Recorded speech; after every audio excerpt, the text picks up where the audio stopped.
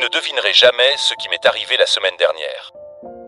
Je me promenais comme d'habitude dans la forêt près de mon village, quand soudain, j'ai vu une lumière étrange derrière un bouquet d'arbres. Curieux, je me suis approché doucement, et là, j'ai vu quelque chose d'incroyable. C'était un petit vaisseau spatial, pas plus grand qu'une voiture, et il y avait de la fumée qui s'en échappait. Mon cœur battait la chamade. J'ai failli m'enfuir, mais quelque chose m'a retenu. À côté de l'engin, il y avait une petite créature, toute verte avec de grands yeux noirs brillants. Elle semblait paniquer et essayait de réparer son vaisseau avec des outils que je n'avais jamais vus. Elle m'a aperçu et s'est figée, visiblement aussi effrayée que moi. Au lieu de crier, j'ai levé la main doucement et j'ai dit bonjour. À ma grande surprise, la créature a incliné sa tête et a émis un petit son mélodieux, comme un sifflement. Je me suis approché lentement. J'ai compris qu'elle n'était pas dangereuse. Elle pointait une pièce cassée sur son vaisseau. J'ai regardé, et ça ressemblait un peu à un tuyau de plomberie. J'ai eu une idée. J'ai fait signe à la créature de m'attendre et j'ai couru jusqu'à la grange de mon grand-père. J'ai trouvé un vieux morceau de tuyau en cuivre qui avait à peu près la même taille. J'étais de retour en moins de 10 minutes, tout essoufflé. Je lui ai tendu le tuyau. Ses grands yeux se sont illuminés. Elle a pris la pièce et, avec une agilité surprenante, l'a installée à l'endroit cassé. Il y a eu une série de clics et de bips, puis une lumière verte a clignoté sur le tableau de bord. La fumée s'est arrêtée.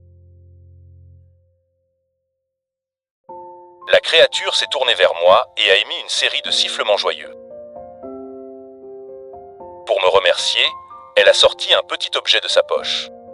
C'était une petite pierre lisse qui changeait de couleur quand on la touchait.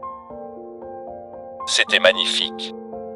Nous avons passé le reste de l'après-midi ensemble. Je lui ai montré la forêt, les écureuils, les fleurs. Il ou elle, je ne sais pas, semblait fasciné par tout. Nous ne parlions pas la même langue, mais on se comprenait parfaitement. On a partagé mon sandwich et il a adoré le fromage. En retour, il m'a fait goûter une petite pastille qui avait le goût de toutes les baies de la forêt en même temps. C'était délicieux.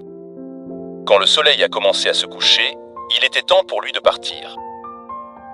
Il m'a fait un signe de la main, un peu comme le mien, et est monté dans son vaisseau. La porte s'est refermée dans un sifflement.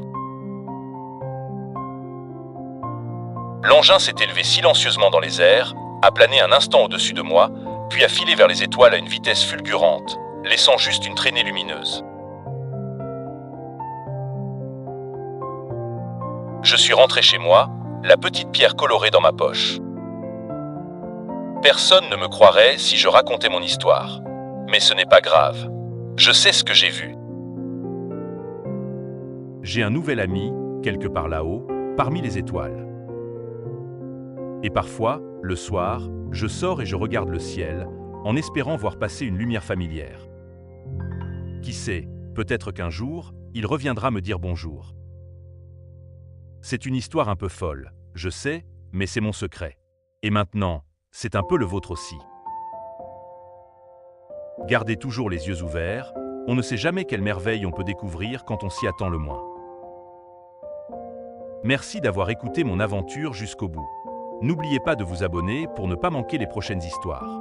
À très bientôt.